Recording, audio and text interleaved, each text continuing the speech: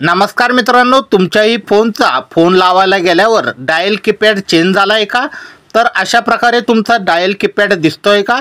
तुम्हाला जर पहिल्यासारखा जुना डायल कीपॅड करायचा असेल तर तुम्हाला एक ट्रिक सांगतो. त्याआधी लाईक करून फॉलो नक्की करा. तर मित्रांनो, त्यासाठी आपल्याला प्ले स्टोअर ओपन करायचं आहे. त्यानंतर प्ले स्टोअरवर तुम्हाला सर्च बटन दाबून त्यानंतर तुम्हाला प्ले स्टोअरवर गुगल फोन ॲप हे सर्च करायचं आहे. त्यानंतर तुम्हाला खाली आल्यानंतर इथं फोन आणि समोर अपडेट दिसेल, तर तुम्हाला अपडेट नाही करायचं, फोनवर क्लिक करायचं आहे आणि या ठिकाणी तुम्हाला अनइन्स्टॉल करायचं आहे. लक्षात असू द्या मित्रांनो, अनइन्स्टॉल केल्यानंतर तुमचं फोन हे ॲप अनइन्स्टॉल होणार नाही, फक्त जे अपडेट आहे ते अनइन्स्टॉल होईल. तर तुम्ही अनइन्स्टॉलवर क्लिक करा. अशा प्रकारे तुम्हाला परमिशन मागेल, तुम्ही अनइन्स्टॉल करून टाका, म्हणजेच तुमचं ॲप हे पहिल्यासारखं होऊन जाईल.